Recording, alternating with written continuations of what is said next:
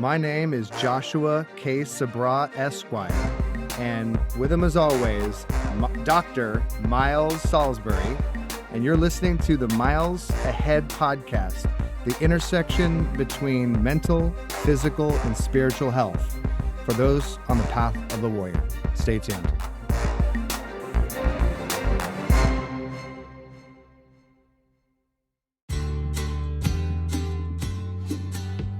On today's episode of the Miles Ahead podcast, Dr. Miles Salisbury and I cover our definition of health, the three primary aspects of health that most of us want to pursue and see more of in our life, along with the one key idea that you must walk away with, and that is the sense of taking responsibility for your personal health so that you can achieve the well-being and health that you want in the most fun, engaging, and developmental way.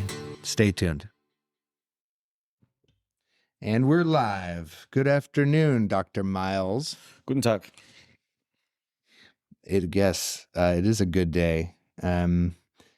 Happy Sunday. God, it's gorgeous. I'm so excited to be here. I just got back from Arizona where it was 91, which is a little warm for me. I'm a beaver. I like this perfect 61 degree, cloudy, white puffy clouds, cool breeze. With some sun still. Yeah, sun's out. So Much better. Yeah, I'm a big fan of this environment. What's up with you? Still real busy. Still coaching soccer. Just got a lot on my plate. Trying to not get overwhelmed and put it all together, as we do as humans. Yeah. Well, when you got two kids, wife, business, health, personal growth ambitions. It's a full plate. Extremely full. Yeah. I'm full. I don't know if I can eat anymore. I keep putting more. I go back for seconds and thirds. Like, what am I doing? Right. That's right. Well, great. Well, let's we're going to talk today about increasing the quality of your life without hopefully increasing the amount of stress that you're under. But what are you listening to right now? I was just digging into Greta Van Fleet's new album. Have you heard of them before? Yeah, I've heard of them. I've only listened to a couple songs though. They sound eerily similar to Led Zeppelin. It's crazy. They're from Michigan though. Their new album is called Starcatcher, so I'm just kind of going through it. Came out last year. I didn't even know it came out, but I think it's their third album. They're really good. Nice. Someone put them on in the gym the other day, and I couldn't tell the difference between, the kind of rock and hair metal. Is it hair metal? Yeah, hair metal bands and that the actual band when it came on. So I was like, that's good. That's a good. You want to have a nice, smooth genre transition. I'm going to dig into them because I'm a big fan of the genre. That's not super metally. It's a lot like Led Zeppelin with modern rock sound. Yeah, love it. I'm not depressed, so do not associate this with depression, but I've been listening to Everclear. Local band. Yeah. Why is that depressing?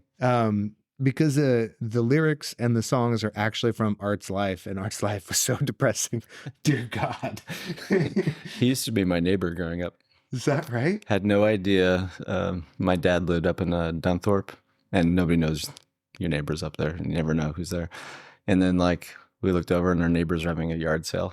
And I'm like, let's check out the yard sale. He was moving or something. And he was out there. I'm like, wow, you live here? I bought, he had a shot glass, a Cheap Trick shot glass. And I bought that. It was this is really surreal. Nice. And then he moved. Yeah, it's really, really crazy. Yeah. He, he got a lot of hate in the 90s and the 2000s because it was cool to shout down people who are successful, and people called him a sellout and whatever. And Really? yeah, people come up to him when he was like at the mall with his daughter and talk shit to him. And Portland's the most pretentious music scene, probably outside of a Williamsburg and Brooklyn, or maybe, Berkeley campus. It's pretty much the most pretentious place you could be. So it doesn't surprise me that, especially then, now people are a little bit more compassionate for artists, but which is funny because he's not a sellout at all. His work was literally like kind of blow for blow, exactly what he was going through.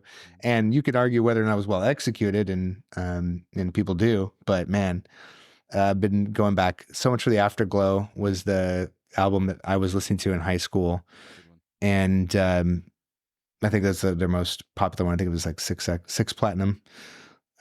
But yeah, it was just it came up on a podcast, and I dropped into it, and yeah, it was good stuff. Thank God, not as emotionally connected with me now as when I was a teenager, but good teenage angst music. You ever listen to Danny Warhols?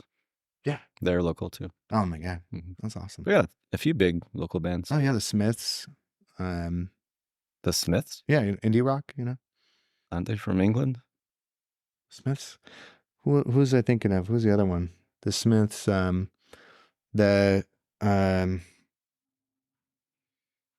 sat next to one of them on a plane to Portland. God, this is back when indie rock was big, like in the mid 2000s. I'm blanking on another big band that it wasn't.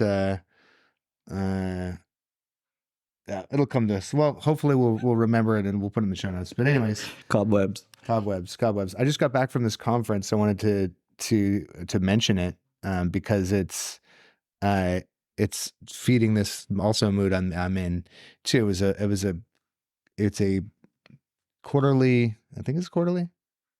Yeah, I think it's a quarterly retreat for teachers, educators, coaches, course creators, who are running businesses that are primarily online. And it was 2 days of workshops on how to improve your business, grow your business. And it was just full of amazing people. I think there was like 150 participants there. The group's about 400 people wide. And the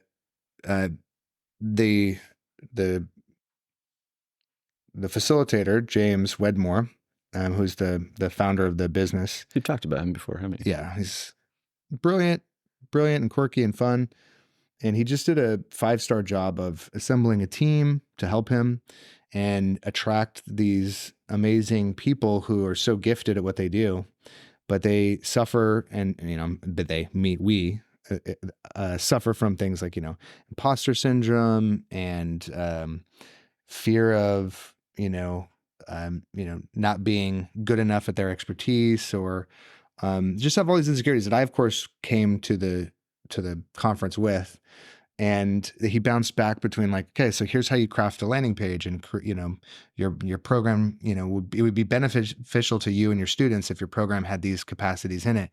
And then he'd go over to the other side of the internal work and be like, and you have to work on yourself so that you don't project this stuff onto your students, and you don't start to sabotage your work based on what's going on with you. And he just was really really did a good job of going back and forth between these two things.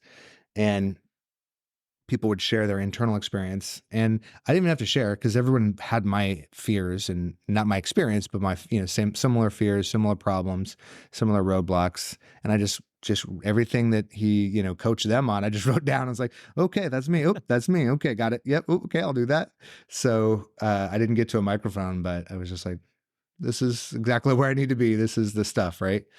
And I think it speaks to the amount of work that he's done on himself and the intention with which he set to have that conference to be able to go back and forth neatly, and it wouldn't get too messy. And people had their stories, and people cried, and people brought some of their demons out. And it's funny how in the safe environment, not only is it not scary, but it's like, it's easy to be objective and neutral to your fellow participants when you cultivate the right culture and atmosphere.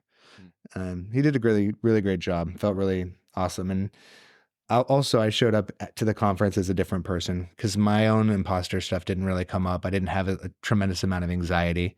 I had echoes of it. I was like, oh, and I should find someone to talk to. And I was just like, or you can just be, and some people found me, or sometimes I was just by myself and it was totally fine and perfect. And I just, had great conversations with amazing people, and synchronicity comes up. Oh boy. Because I was late for one of the workshops, and all the tables were full, and I was like, he's talking, he's presenting, he's going through his material, and I'm trying to find a place to sit. And I sat down at this table next to a woman from Lake Oswego. No way. Who just got done doing some work with my girlfriend. What? And she told me about her. And because I was late, I could only sit at that table where she was at. And we were going around the room sharing, and she's like, yeah, my name's Tabitha, and this is the work I'm trying to do, and here's my next steps, and this is what and we're all like just speaking into existence and, making it real and talking about what we're going to do. And then I was wearing a shirt from my own business, and she was like, oh, are you from Portland? And I was like, yeah. She's like, oh, me too. And then I looked at her name tag and I was like, are you a massage therapist? And she was like, yes. And I was like, I know you. That is a synchronicity. So good. So it's this powerful. It's like, I just felt so much at peace, and I had a vessel that was ready to receive what the universe had to give me. And I wasn't like clinging, craving, and trying to like make something happen. And I was just there. And I just, it's work that I had, it's something that I've been working on a long time, is just to be more present and to stay in the room and not like get off in my own world. And yeah, it was really lovely. So I had an awesome time, made a lot of friends, made a lot of connections, and I'm just vibing off of it and ready to go deep today. Good. Yeah. What do you have for us?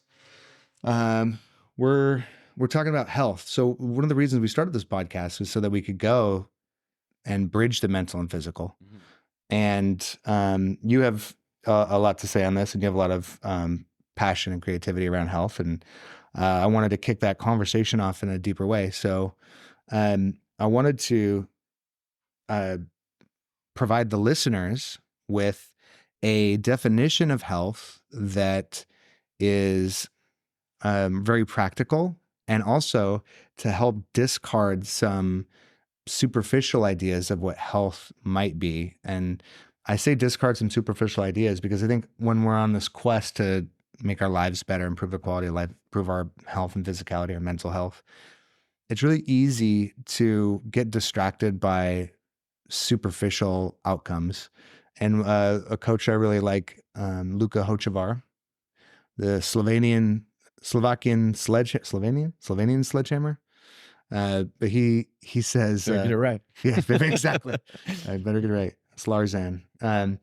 Luka says, don't get confused with health demonstrated versus health practiced. And Flesh that out a little bit. That sounds interesting. So when you go on Instagram, you'll see people deadlifting 600 pounds, or you'll see people like with 8-packs, or they're doing gymnastics. Like me. Yeah, exactly. You see Miles just ripped and shredded, just flex it in the mirror, and then gymnastics to the gym. Just happens to be covered in Vaseline. Like, how so random? Spray tan. And so first of all, that's cool. It's cool to be able to do gymnastics. It's very cool to be able to do, weighted chin-ups and, be powerful and appear powerful. Or let's throw up the feminine ones, like women have a big old booty, right? Like, have or a slim figure, whatever your version of your ideal physique might be. And that's really cool. It is cool. It's also not how most people live. Like, every workout, even a power lifter is not maxing, especially a power lifter is not maxing their lifts every day. Everybody, the more refined of an athlete you are, the less you tap out at your high end potential.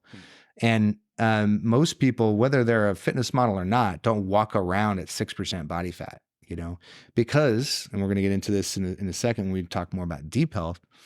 When you do those things, when you live at that state, you're very fatigued. Like if you're maxing your performance, so if you're doing heavy squats and deadlifts, or you're sprinting all the time, you might be fast, but your nervous system's fatigued, which means like you're a little bit less focused and present, and you're emotionally reactive. You don't have a lot of bandwidth to give to the rest of your life. And same thing if you're super lean. I love Jake Gyllenhaal's physique in Roadhouse. If you haven't watched it, give yourself 2 hours of just quality trash TV and watch a violent movie that doesn't make too much sense, and it's perfect. Or the original movie. Yeah, exactly. Just watch it. I mean, any Patrick Swayze movie is going to be okay. Oh, yeah. But Jake's really lean in this movie.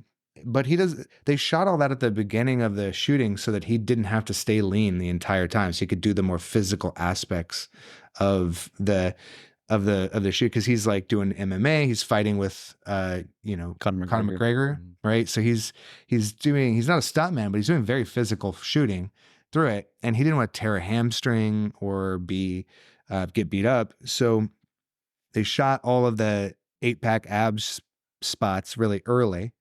And he's still in amazing shape when he's not, fully lean and ripped. But then they did the rest of the movie so that he could be present and remember lines and, remember his blocking so he didn't screw up shoots. So the living, people don't live at this apex of demonstrated health. They might be able to achieve it, and that's cool. Like, do it. If you're somebody who's in pursuit of those things, get it for the photo shoot, get it for your, make that your wallpaper on your phone so you can be proud of yourself when you look in the mirror. I'm not saying don't do that. Like training for a marathon, but then you're done. You don't stay in marathon form perpetually. Yeah, you're not running 60 to 100 miles some people do, like if you're David Goggins and that's just how you live. That's good. Right. Good case, yeah. But those people, the people who live at apex health like that, they sacrifice a lot of other things. Yes. And it's not designed to be well-rounded. As every further step you go into the specificity of what you're looking for, you're sacrificing something. Probably taking years off your life, I imagine. I wouldn't go that far. I'm just saying, look at the years he's taken off his knees. Mm-hmm. So let's get into what health isn't, right? So I mentioned a bunch of things. Health is not having an 8-pack. Health isn't being like some BMI weight prescribed. I think I'm 30 pounds over my BMI weight, prescribed weight, and I look good. So, so it doesn't always cross over. Yeah. So it's not necessarily being a specific weight or specific size. If you have a preference for that, then you can tailor your own health to a certain thing. But I would argue that health, it can be broken down into 3 primary areas: how you look in the mirror, how much energy and physicality you feel you're capable of. So how confident are you, not just in your belief, but also what you can do. So demonstrated, like, are you able to, play with your kids? Are you able to chase your dog? Are you able to go on long hikes with your friends whenever you want? Those are in the functional health aspect. And this is like your personal performance. Now it's important to me to sprint. I love the way it makes my brain feel. I like running. So it is part of my evaluation of my own personal health. But these can be specific to you, or they can be general. Like, can you, squat ass to grass, as they say? Can you do a push-up? Those are all functional things that, like, are your joints healthy? So the things that you want to do are your function. How you want to look is your appearance or your aesthetic. Yep. And then form and function. That was the name of my first business, by the way. And then finally, the last piece is the medical, your disease risk indicators. These are things that you can measure mostly through labs. And then there's some low-tech ways to measure it, but mostly it's through labs. So it's difficult to know how healthy your heart is unless you have data on your VO2 max. Or blood work. Or blood work or calcium score. Yeah. Exactly. ApoB, yeah. So without data, it's difficult to know, because you could appear healthy. You can have an 8-pack and have very high calcium scores, and some people do. Yes. So it's important to investigate those things. But health, for me, My personal definition of being healthy is when you have taken complete responsibility for your health. So you can have cancer or be 100 pounds overweight, but if you look in the mirror and say, it's not my fault, but it is my responsibility, you're healthy right then when you make that decision to be responsible. What you do from there can be effective or ineffective, useful or not useful, but you're healthy when you've taken responsibility and it's not happening to you. It's not your genetics. It's not your environment. It's not your mom or your dad. It's not, I wasn't taught. It is, okay, it's my responsibility. Boom, you're healthy. You're on the path. You're on the path. And I think how much health you have measured on those three axes we just talked about: appearance, function, and then disease risk. How much health you have is a reflection of your self-love and how much of your time and attention you are willing to receive. Because if you give yourself a little bit of time and attention, you can get some pretty decent health outcomes. If you give yourself a lot, you can get a lot more. Mm-hmm. And the people that we admire the most usually have the highest personal standards for how they take care of themselves. So I'll use an example that some people is very polarizing for a variety of reasons, but like Tony Robbins. He's very healthy guy. He's got he's had a lot of health problems, but he's also, great, very vibrant, has a big contributing mindset. He founded 60 or so companies. So on the business end, on the personal end, he's got a big family. He has he's got a lot going on and a lot of energy. And then from the outside looking in, he looks pretty healthy. He's battled with weight. He's, very vocal about his struggles, but he's very meticulous about what he eats. He's very meticulous about how much time he gives himself. He calls it his rituals, right? Where he does like cryotherapy. He works out. It's priming technique. Yeah, I think he works out every single day in a different format. He does martial arts. So he spends hours and hours. I would say, I'm sure it's varied depending on what season of his life he's been in, but somewhere between 5 and 10 hours a week on his health. Likely, yeah. And if that seems like a lot of time to spend on your health, just remember you have 168 hours in the week. So having 10 hours set aside is most people are on their phones for about 24 to 24 to 30 hours per week, right? That's amazing. Yeah. So there's just to give you some context of like standards, time, investment, what it gets you. And we will always say, so when you're like a lot of people where they worked in a corporation or they have family members who have very high standards, like they're their bosses, they're the CFO or the CEO or their manager is like always in good shape and is just very particular about how they take care of themselves. And people would say, well, that's a position of privilege because they have so much power. I would argue that the standards came before the power, because it would be very difficult if you don't have the attention span, the stamina, the emotional bandwidth to take on other people's problems, which is what you do as a leader and a manager and as a parent. If you're a good leader. Right? If you are not able to do any of those things, I don't think you get to those places where people even notice. You're probably just a manager, not a leader. Yeah. And not a good one at that. And you'll be outsourced pretty fast. You would hope. One would hope. That's right. So if your health is a reflection of your self-love and your ability to give to yourself, then and your ability to be healthy is correlated to the amount of responsibility that you take. If you take full responsibility, you're healthy. I like it. Anything less than full responsibility, you're not healthy.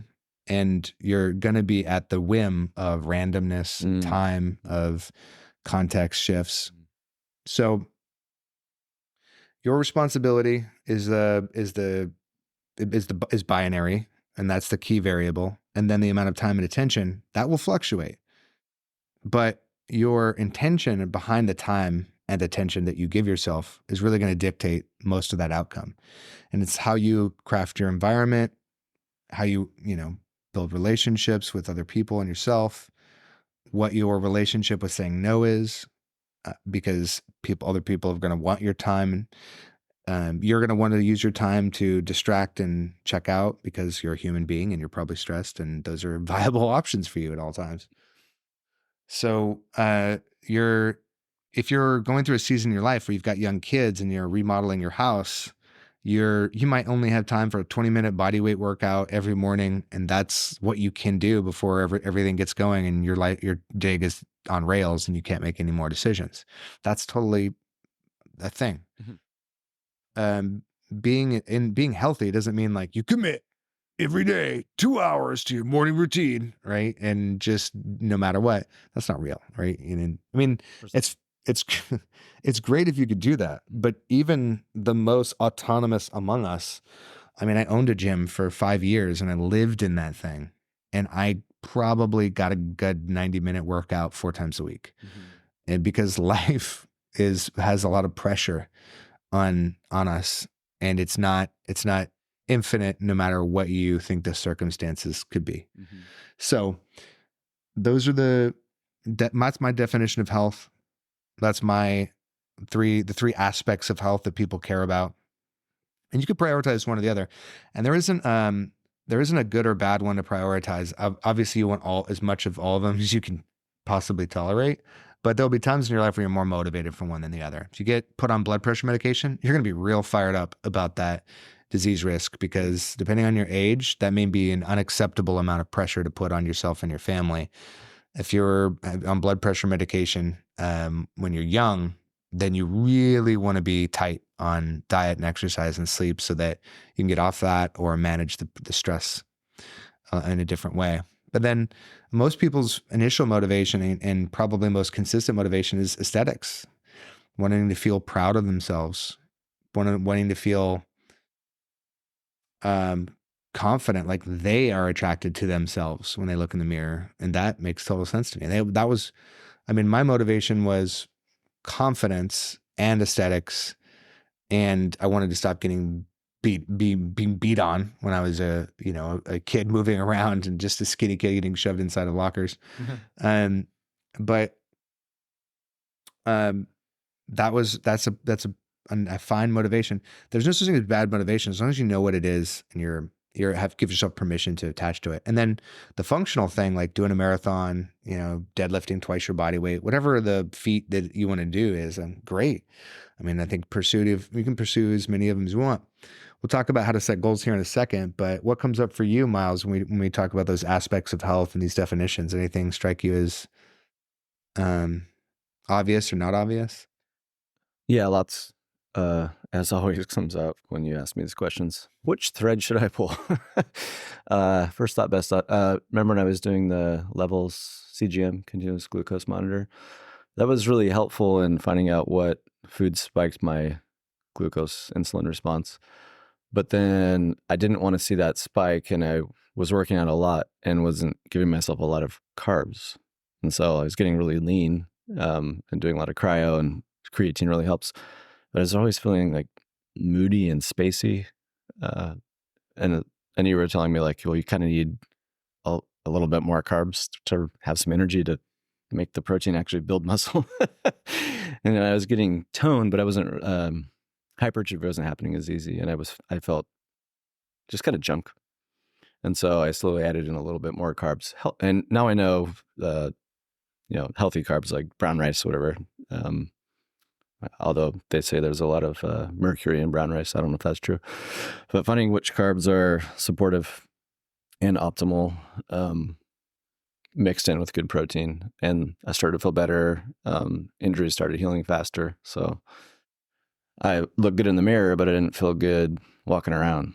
There's a difference. I felt good psychologically looking at myself in the mirror, but then I didn't feel good physically. And it didn't make sense at first. Like, what this should be good, right? I don't want to see the glucose spike, but it was just picking up on literally everything going into my system was, it's going to spike you no matter what if you eat something. And so I was like going like all just low carb, like keto almost. And I'm sure there's some health benefits short term for that, but long term, if I'm trying to do hypertrophy, feel good, I'm going to have to eat some carbs. So that was it was good to do. And good to find out what foods were really throwing it off like cereal, like, oh my gosh. Or like I'll go to Chipotle and just get a burrito bowl rather than with a tortilla or whatever. So that was interesting. I think everybody should try it, but don't get too. I got a little hard in the paint with it. You gotta be careful. And you when you work out, it'll spike it too, but that's normal because it's all going to the muscle. And you tell it if you worked out, so it doesn't count it as a insulin response per food. It's because you worked out. So that's good. And then I'm a big fan of wearables and technology. I have the Aura ring, and I always track my sleep. And then it's also a fitness tracker. So it was cool having data from both those because you could see where they synced up. I think I got out of cryotherapy once, and both things alerted me, like, did something just happen? Like your heart rate just went way up. And I was like, oh shit, this does work. They're both picking up at that exact same time and exact same moment in time, the spike and increased heart rate and glucose. So that was interesting. So I still do the Oura ring. That's really been a good one. Sleep is, as we know, super crucial for all things mental health and physical health. But yeah, as you're talking, that's the first thing that jumped out. And then how much mental health does factor into this, your outlook, how you're treating yourself, how you're talking to yourself, that kind of health, matters. Like, I mean, this is the point of this podcast, is the convergence between these things that we're talking about. Well, amen. And I want to give you some tenets of deep health here in a second, but I love what you mentioned, the glucose monitor and the success that you had with it. And it becomes difficult to let go of something when you have a little success in it. Oh, yeah. I'm gonna spikes. Well, I'm gonna give you I'm gonna give you some examples or some stories about different phases of my life, but I think that we can all relate. Hopefully, that we can all relate to. But that idea of like, so you really restrict one part of your diet, you get some cool results, right? Because people want to see their veins in the mirror, and they want to see the muscle tone. It's all that, yeah. And then it there's this like a squirrel with a nut. Like, how can I reach over here and get this without having to let this go? That fits. And I see people do this, and it's so easy because I've done this too, and I'll share my story in a second. But it's like it seems so perplexing. It's like, well, I'm just like, go with that. You can use both hands to grab this, and you're there. It take you a second to get it, but it doesn't feel that easy when you're in it, right? Mm-mm. When you're like, no. Like, I just got here. I just got all this. I took so long to get here. I don't want to give it up. And this is where we're going to talk about fitness goals and how to set them in a way that you don't feel that. But that's we get fixated on the medium and the tactic versus the message, right? The message is timeless. The tactic is relative to where you're standing to what the next step is. So there's 15 ways to build muscle, right? 15 strategies 15 tactics. There's only a few strategies that matter. But but when you solve a problem, it's like your brain remembers that neural pathway and has an emotional connection to it. Yes. And then it's like, oh, if I ever want to get home, follow this path. And we don't realize that was relative to where we left from in the first place. And it changes based on where we are.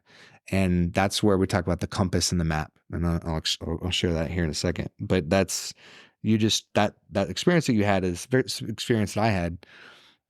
When I got into fitness, I was, like I said, I was a scrawny kid, wanted girls to like me, wanted them to like myself. And I just started lifting weights. And I was in that phase that I think every person who ever been in fitness has had for a second. Sometimes it lasts a day, sometimes it lasts years, where it's like, I will do everything all the time that I can to change. And it gets, at first in fitness, it helps because everything is new. Yeah. And you're learning it. So you can when you can't bench anything, you can bench every day. If you can only bench 50 pounds, so like, which was what I was starting at, as a skinny kid, like, you're not going to overtrain on 50 pounds, a young male, right? You're going to be like at 18, yeah. Right. At first it was hard to get like 6 or 7 reps of it, and then I could get 12, and then I upped the weight, and then pretty soon I was doing 115, which was like all the weight that I had in my house. and then I was banging out sets of 10, then 20, then 30. And so for the first like 6 months, I couldn't overtrain. I was just doing everything all the time. And so I thought that was the best way to grow, right? Because I had a limited amount of weight, so the stress was limited. And I was 15, so I was still growing. Itch is just flowing. So I'm just healing and just doing it again. And I benched so much. My bench got up to 225, 230, and I have stretch mark. I'm showing my. Oh yeah, there. I have stretch marks on my shoulders from Damn. growing, not from fat, from growing real shoulders as like a freaking 16, 17-year-old. And people to this day say, "Did you lose a lot of weight?" And I was like, "No, I gained it." Yeah, I gained it. You can do it that way too. Yeah. So that phase of try hard taught me that I could change something, and it was a desperate grip for control over my life. I mean, the chaos. Yeah. I mean, I had this is in the middle of like moving around all the time, and my mom getting married and divorced, and just constant turmoil. It's like I just wanted one thing to have control over, and it was like my effort.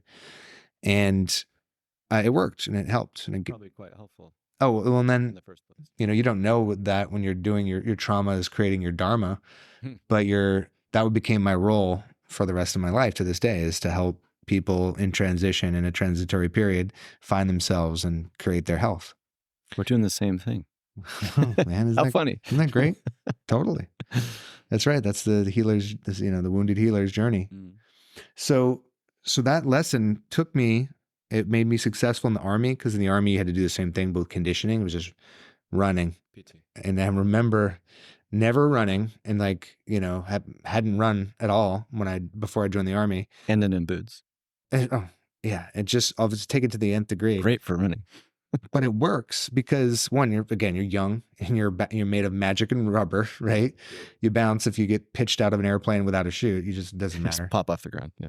So it kept me, improving all the way through my short military career. And then when I started to become a serious strength coach, it's, my progress stopped. And this is my first breakthrough, is I was reading books that had different programs in them. And one of the programs was by Nate Green, wrote a book called Built for Show. And he had a 12-week strength progression that was really simple. And it was where I learned how to do a back off set and how to do low rep to stimulate the nervous system. And but the way that he described the work was, you have to do every set as though it's really easy. So it can't be no shaking, no, you can't be going to failure. If you fail, then it's a strength test. It's not strength training. So big difference. Yes. And so we're not testing your strength, we're building it. So we need to be a little bit underneath that. And so I was like, all right, fine, I'll play your silly little game. Boom, bench just jumped. Isn't that fascinating? So trying softer got me further.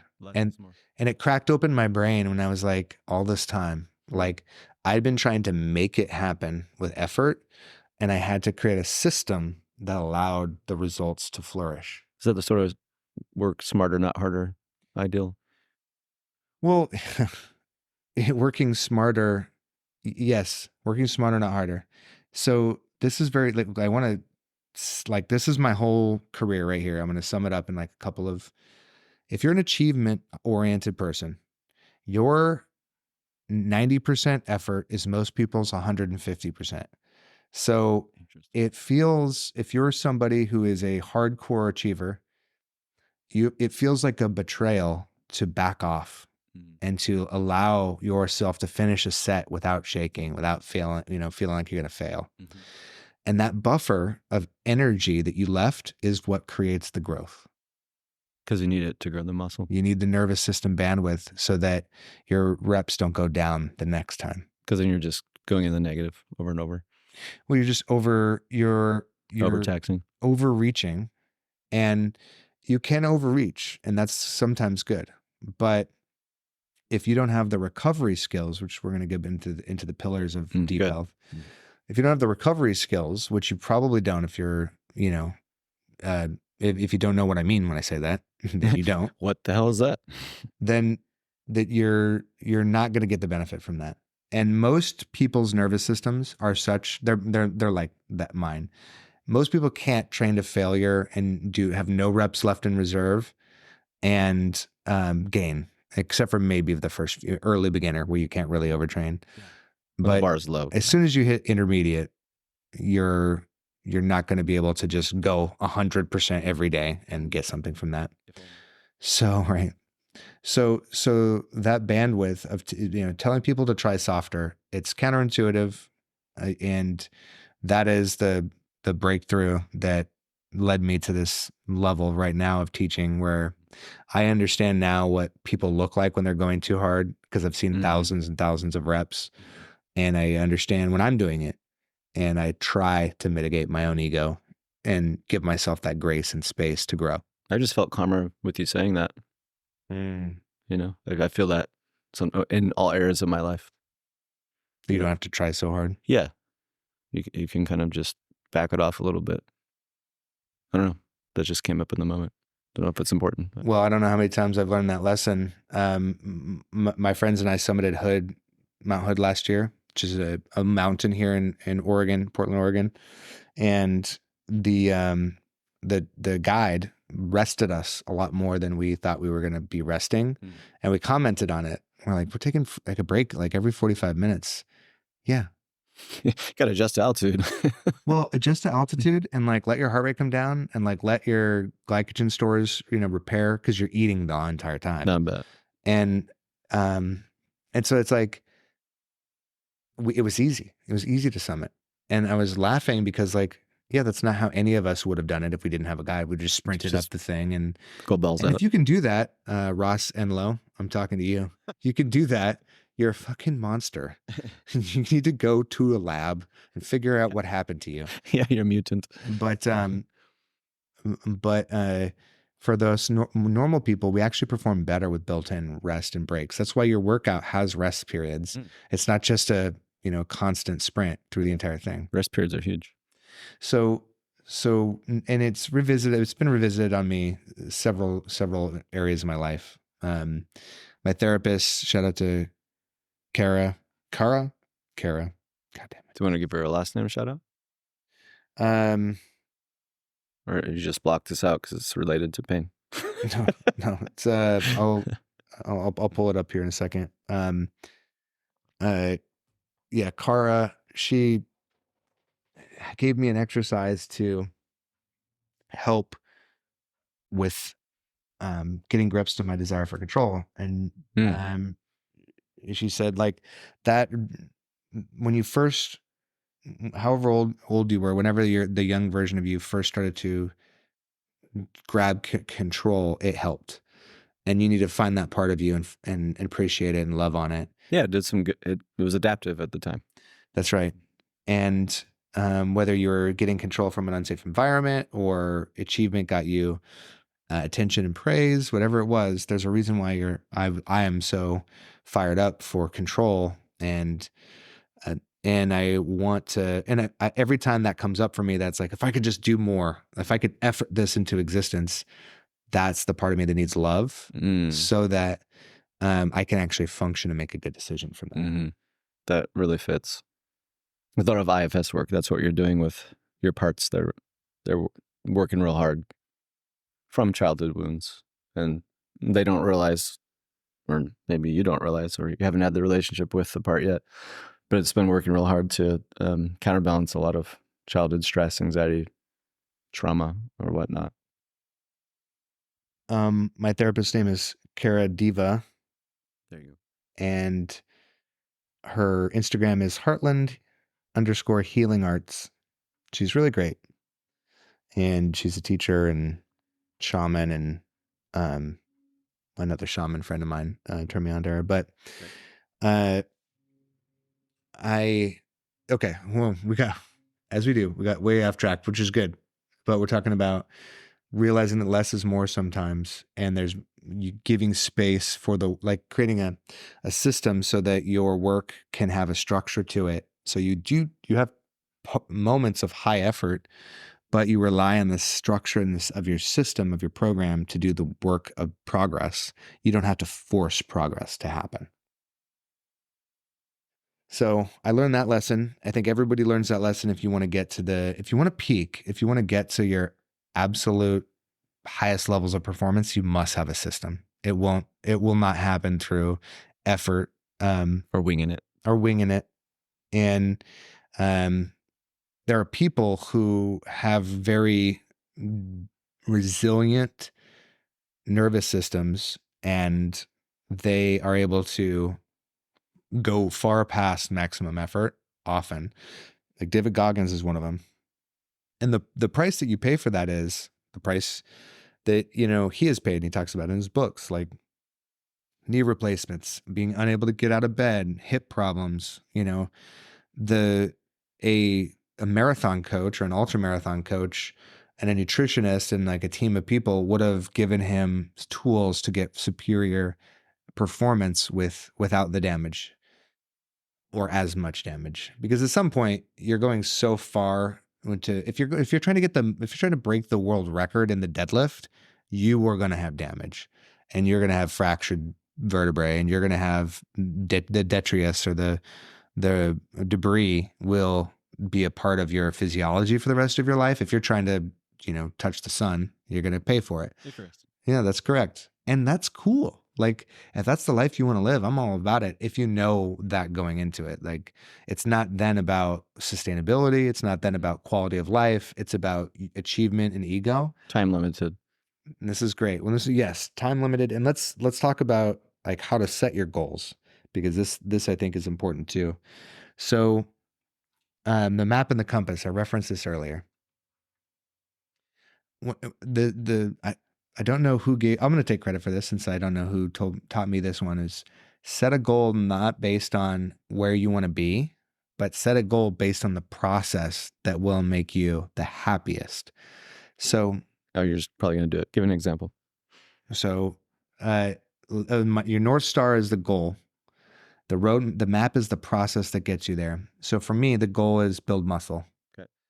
And I want to be strong, because that's, again, part of my dharma, never really feeling like I was enough. So I want to be strong. Well, if you've ever done a bodybuilding workout, then you know why they suck. If you want to do 10 exercises to failure with like tiny little weights, welcome to the joint.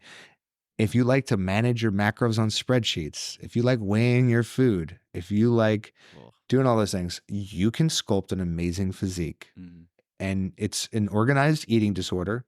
They know it. I know it. This is common knowledge, and but if that's who you are, if you're OCD already, great. That's for you. You're going to win. So I tried bodybuilding. I lived with a bodybuilder for a while, and we were doing these rep workouts, and I was just depleted and annoyed and didn't enjoy the process at all.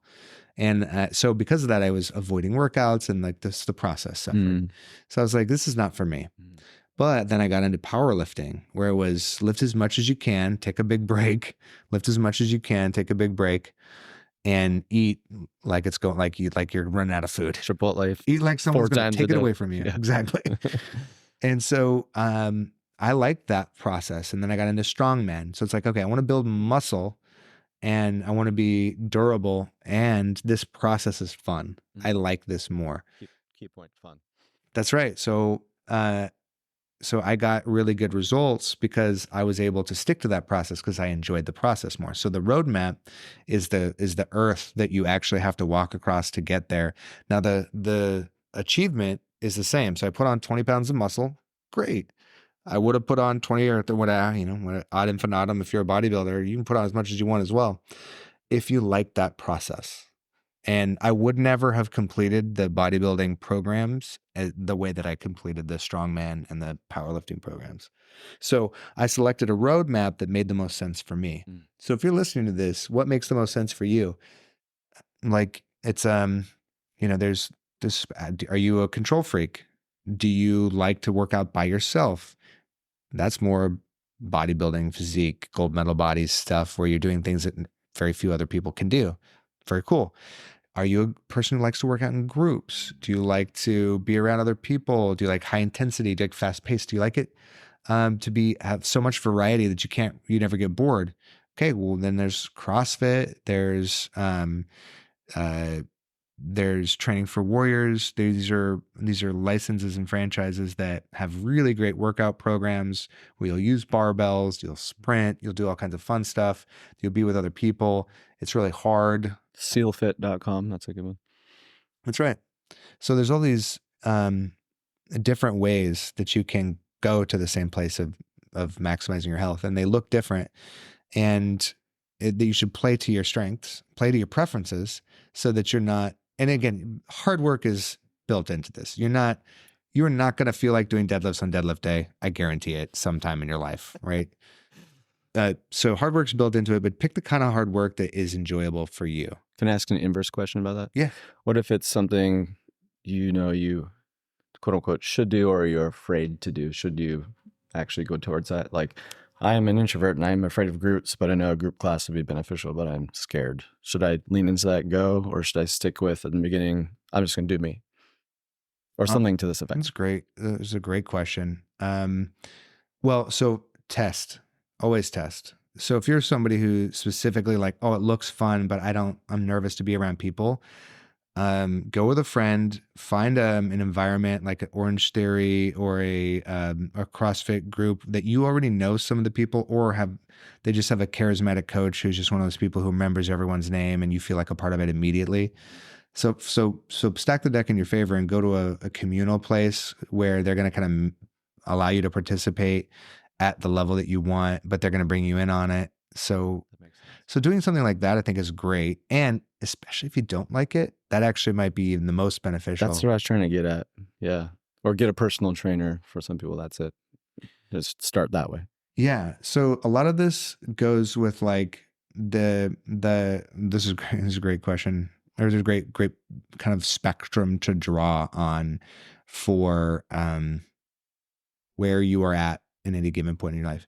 So the more specific your goal and the more vulnerable you feel about it, the more personal, high touch, nurturing, and controlled environment that you should be in.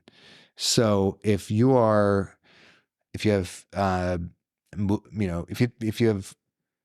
body dysmorphia and you feel extremely exposed in a gym, then you probably want to go into a boutique gym where they maybe just have men or just have women or whichever where you feel vulnerable around. Or someone that comes to your house. Yeah, exactly. So where you can cultivate the environment a little bit. The house thing, I'm not hot on for anybody because for the one reason, if you do personal training in your home, it's not a knock on you. I always worry about people who have to be in control and it has to come to them.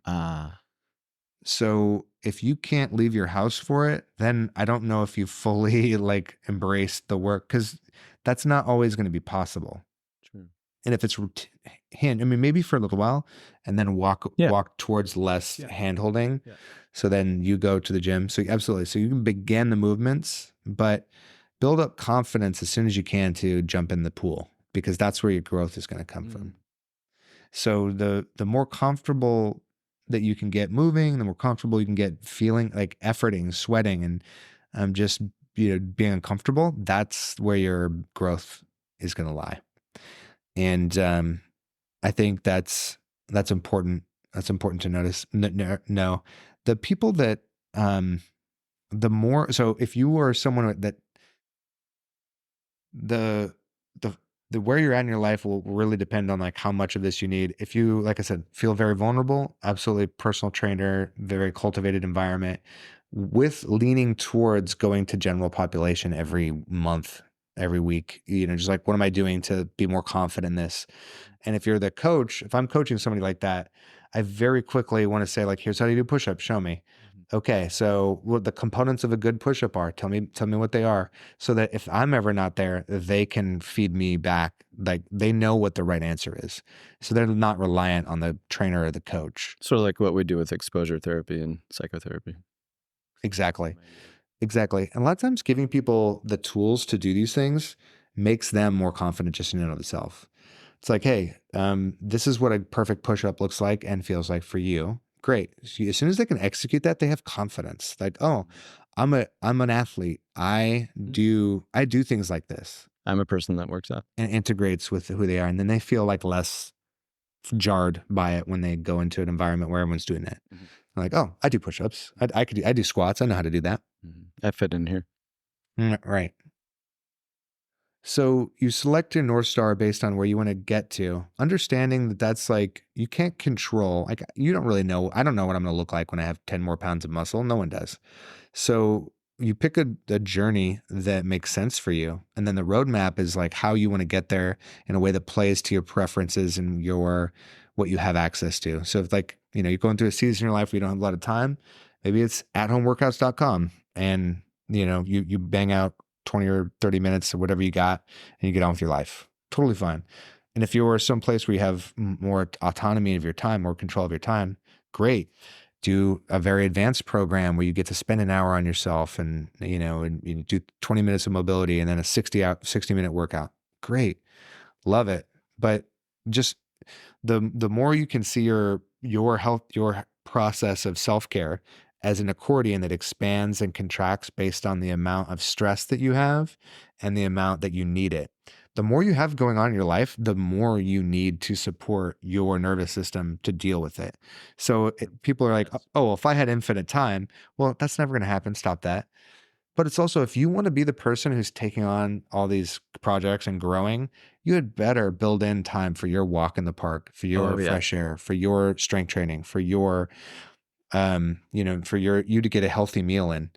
There isn't any, like, in any walk of life, whether it's mom CEO, triathlete, there's always, there's examples of people doing these things. So if someone's doing it, it means you can too. And waiting until if you're thinking that there'll be a perfect time sometime in the future that you can take on this responsibility, that will never happen. And you haven't crossed the first threshold of taking responsibility yet. Bingo. This fits.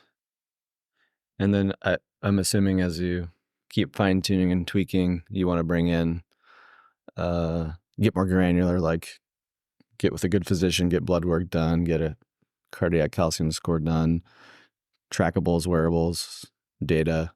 And you don't want to get overwhelmed with that at first. You don't have to. Like I said, you want to be on the path. But I imagine as your growth goes further and it feels comfortable, they could be important factors in the whole thing. Great. Yeah. Nutritionists. I mean, I think the Dunning-Kruger effect takes charge here. Oh, yeah. So when you start, can you explain that? Dunning-Kruger. The less you know about something, the more you think you know. And the cognitive fallacy, number 33. The more that you know, the more you understand that you do not know. So the less confident you get about what it is that you're talking about. And I see, especially personal trainers are great because they're usually in their 20s and they have some success in working out, and they think that it works like that for everybody. For everybody, yeah. I did it, so you can do it. Yeah. And it's like, oh, squats and lunges, that's all you need. Just get after it. Yeah. And it does work, and those are good things, but they're only, it's like they only have a small percentage of the puzzle figured out, and they think that's all there is. And then once they take a few more steps, they start to say, oh shit, there's a lot. And fucking jigsaw puzzle. The things that influence this is a great segue into deep health definitions and then the principles that affect them.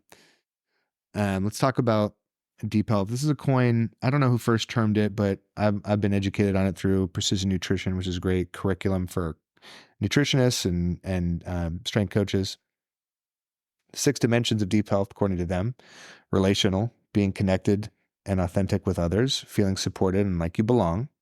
That's relational health. Existential health, feeling a sense of meaning and purpose in life. Covered that on the Warrior podcast. Mental, being alert, focused, competent, thoughtful, learning, remembering, and solving problems well. Mental health. Physical health, feeling vibrant, energized, and thriving, performing and functioning well. Talk about that in functional health. Emotional health, which is experiencing a full range of emotions and expressing them appropriately. And environmental health, knowing your everyday surroundings support your health and well-being. These are, of course, intertwined and interconnected. It's like a Venn diagram. Yeah, exactly. And you generate them and they generate you. So the more you shape your environment, the more your environment shapes you back. So like if I clean out all the junk food in my house, which is already done, then now I don't have access to it.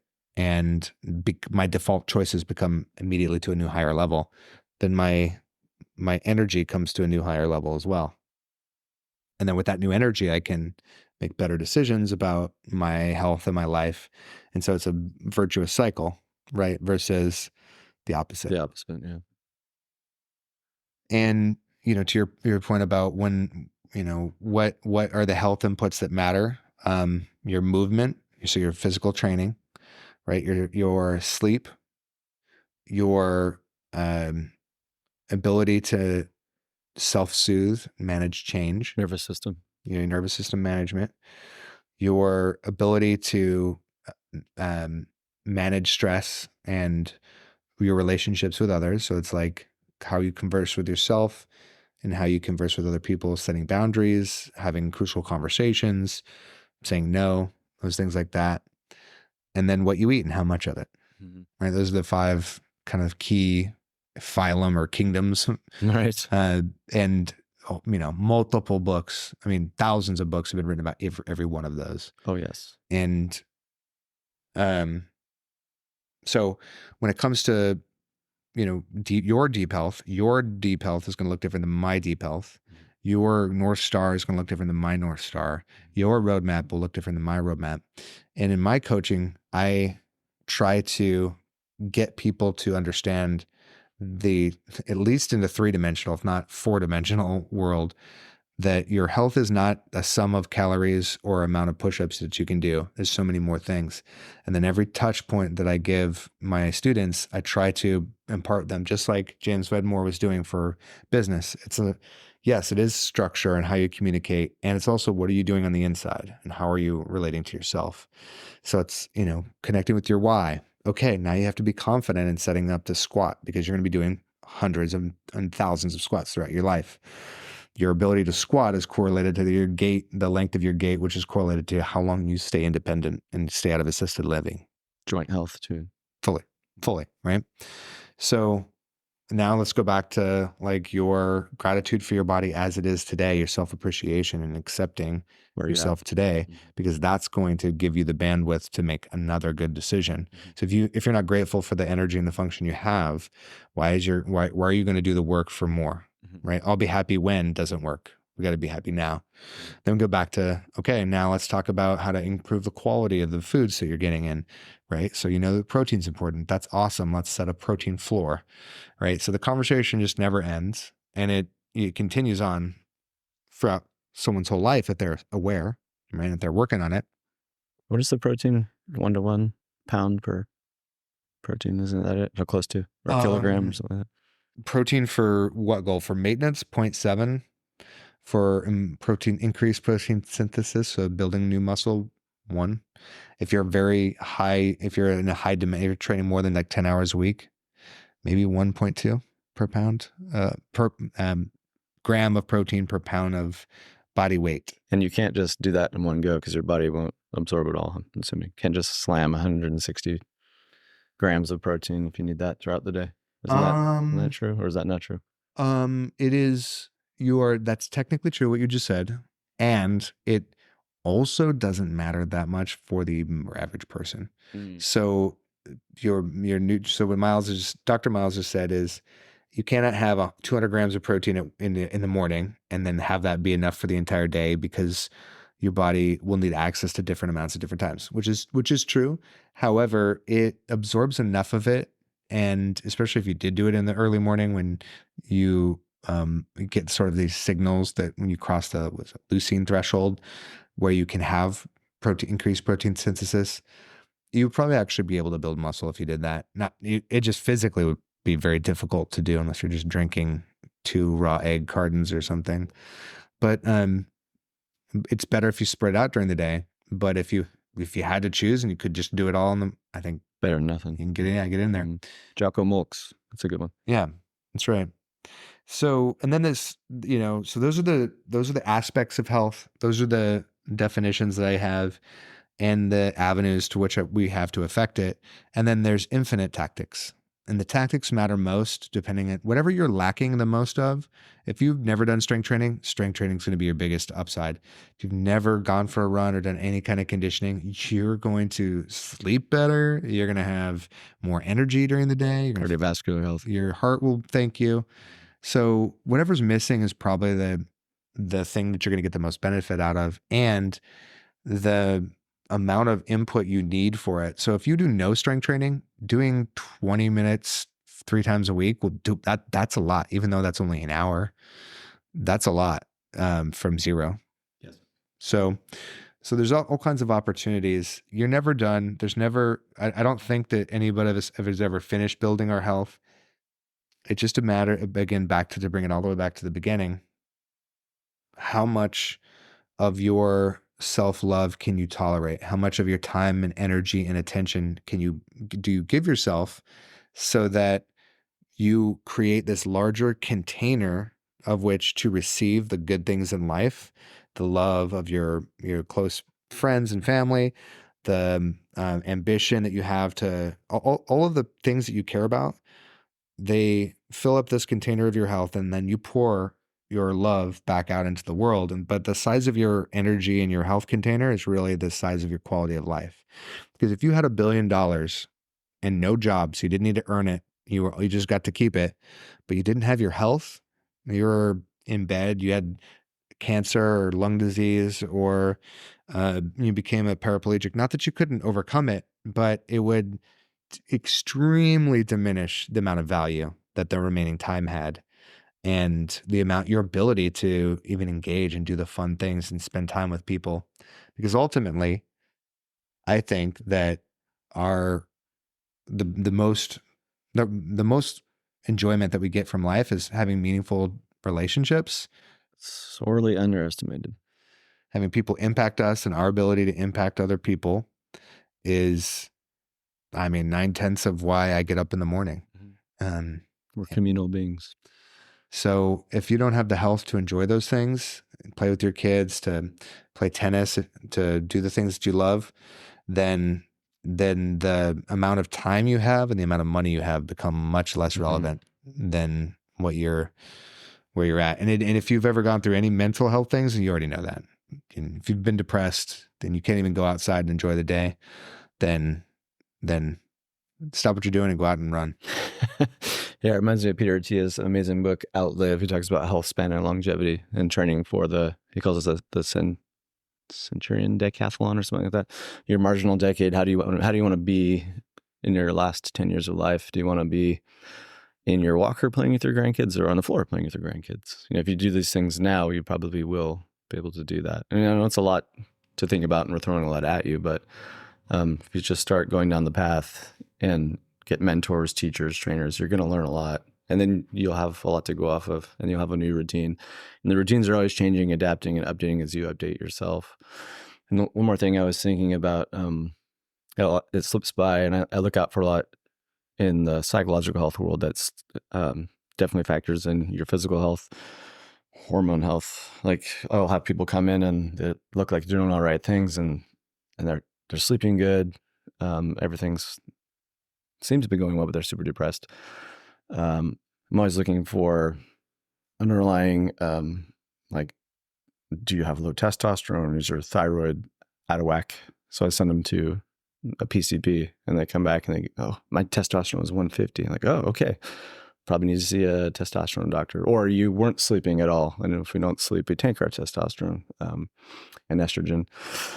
So those are big deals. And then other diagnoses like ADD can go undetected, especially the inattentive type.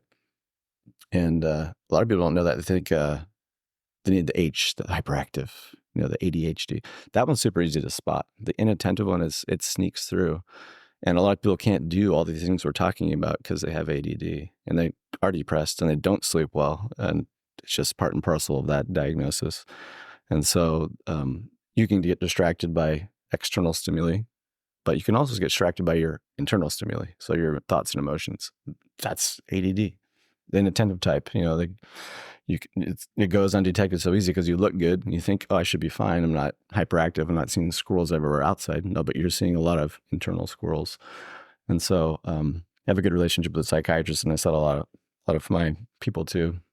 And they find out they have ADD and they get put on medications or some sort of game plan, and they're just different. They come back different. They feel different. They can focus, and all these things we're talking about get so much easier. So these things slip through the cracks. If you're finding that you're working out or trying all these things and it's not working, you have low energy, you're sleeping well, look out for hormone health. Look out for mental health diagnoses that might be slipping through the cracks. I know that just came up when you were talking, because sometimes you think you're doing all the right things and you still feel junk. It could come down to some of these things that you just don't see right away. Well, I love that you're bringing these concepts together, because they are so interlinked. I know we just said that, but when I had a like play-by-play experience of what you're talking about. I was in a bad bicycle accident, broke both my arms in the middle of a complete crisis in my life in every way that could be measured, which is fun. We'll get into it sometime. But I was so damaged physically and mentally that to not numb I would just be in so much physical and mental pain. I would just cry. And my friend did a breathing meditation because we were trying to interrupt the cycle of dysfunction. Mm-hmm. So I was doing a breathing meditation with my friend. He's like, what is your body telling you? What's coming up when when you sit with yourself? And I said, I just started screaming. Primal pain. But I was so far down the road that I was like, if I wasn't watching TV, I was drinking. If I wasn't drinking, I was playing video games. If I wasn't playing video games, I was taking an edible. If I wasn't taking an edible, I was watching porn. If I wasn't watching porn, I was whatever the next thing was. Like I was just drinking caffeine. I was like just getting to the next thing that could numb me out just for a little bit more to get me a little bit further down the road. And I started to everything stopped working. And so I was like I was drinking an entire bottle of whiskey in like a sitting. Daily? It wasn't, well, it was in a day, but I only did that a couple of times where I was like, that's a lot. It's a lot. And I wasn't getting anything from it. So that's the red flag for me. Tolerance. I was like, oh no, this is now I'm just normal. Yeah. You're going to baseline now. That's not good. Mm-mm. So to interrupt the cycle, I started to do the breath work, which like gave me just a tiny sliver of relief. And then I started to eat better. And then the pressure to numb just dropped a little bit. And then I did like a mushroom, a psilocybin journey. And then that kind of broke the cycle, but the default mode network. Yeah, default mode network. But the cravings were still there, but they were less. And then I was able to, this is like, a year after the accident, I could start to work out and do more stuff. And it was like, it would just, I took a step to ratchet down the pressure, that internal pressure, and it helped a little bit. And then that allowed me to take the next step of like internal work. And then it was untying one knot at a time to get more rope to then use to build the rope ladder a little bit further, then untie and it was a back and forth of yin and yang until I got into a place where now sleep is you mentioned sleep, and this was massive. And so now I'm at the most restorative sleep I've ever had, and I'm dreaming, and I haven't had the experience of dreaming since I was a kid. Getting that REM sleep. And so like now I'm in the end stage of I feel so much more vitality than I've ever felt, and everything is starting to work, and I've only flipped 60% of the switches. I'm not even there yet. You're still tweaking like what chronotype am I and what playing with the trackers and all that. And how, okay, so, how much downtime do I need before bed to optimize, my REM sleep? And the point of this is to full circle back to, I increased my own personal standard of how much time and attention I was willing to receive from myself. And that it opened up the floodgates for all the benefit. Because until I took ownership of it and said, no, I'm going to sit in this problem until I get something from myself And whether that was just a little bit of breath work or going to bed at a certain hour and just saying no, I'm saying no to everything, even myself, to make sure I'm prioritizing my health. That gave me the next ledge, and that gave me the next ledge to operate from. And it's new for me. And if you're somebody who wants to help everybody else and put everybody else first, that will feel foreign to you and like a betrayal. Like I said earlier, like you're betraying a part of you. But that's what unlocks the next phase of health that you don't have access to at this moment. It's an iterative process, the whole thing. Where all the stuff we're talking about can be overwhelming, but just start. Yep. And get somebody who lives in that world with you. If you have a healthy friend like Miles who's annoying with you with all the stories of try this levels, glucose monitor, try to, you should do these high rep interval training. Yeah. Get someone like that who wants to work out with you and have them take you in, or you can, I should plug my own workshop. So I do workshops for men's and women's health. I've got one coming up. We'll link to my Instagram because that will usually have the next one I'm doing at any given point. So you can click through the link tree there if you want to attend a workshop live or via webinar and learn more about the 4 phases of your metabolism and what phase you're on right now, some of this deep health stuff, and where you can begin your journey. Love to chat with you more. Yeah, they could hit us both up and work concurrently. That's right. Exactly. If those internal stressors are the ones that are throwing you off, then it all matters. Your mental and physical health are not separate. They are deeply intertwined. There's a lot of stuff. It is a lot of stuff. What else should we add? Should we add anything else?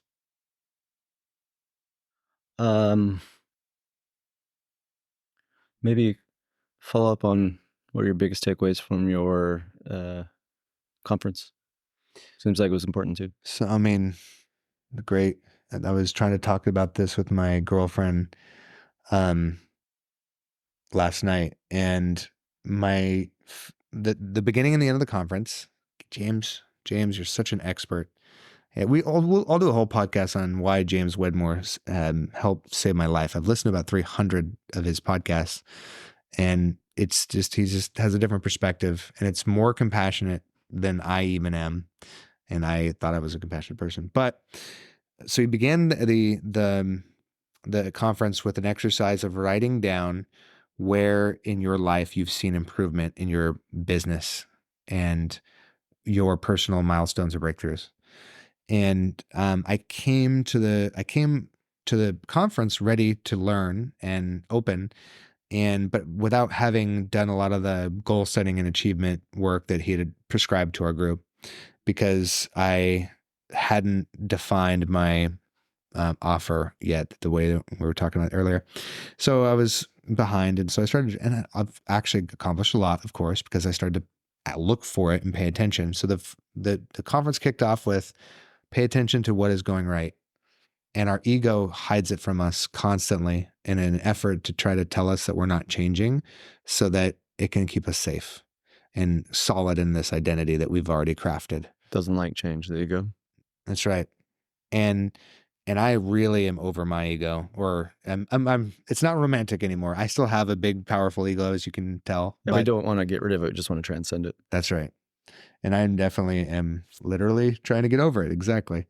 And then he ended the conference with an exercise where he did a meditation, or his girlfriend led us through a powerful meditation about connecting with our future self and viewing our problems.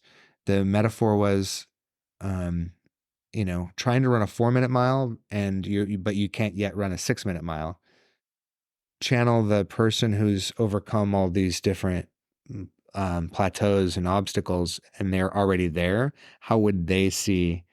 They would be proud of all these milestones that they've accomplished instead of being afraid of them and being like, I haven't even made $100,000 in my business yet or whatever it is.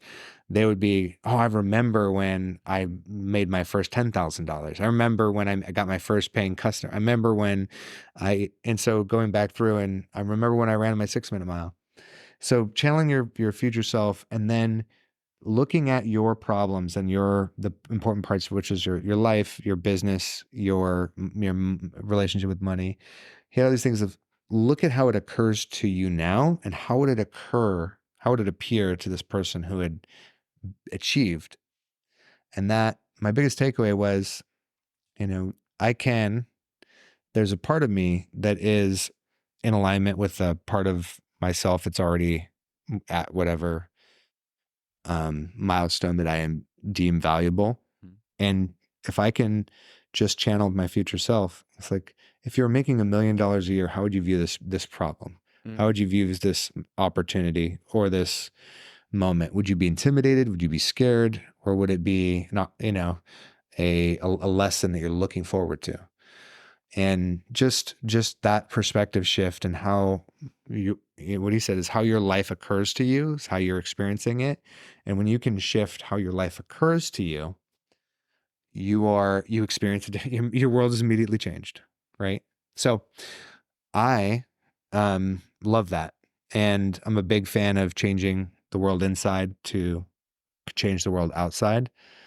And I'm experiencing that right now, where even like the color of my bedroom, I noticed that we have accent walls, and I was asking my girlfriend, I was like, have we always? Has that always been there? She's like, yes, the entire time. And so I'm like, paying attention more. I'm seeing, I'm more present. I'm seeing with different eyes, and that is how I know I'm changing. And so my takeaway and my parting words for the listeners are: your world changes when you change.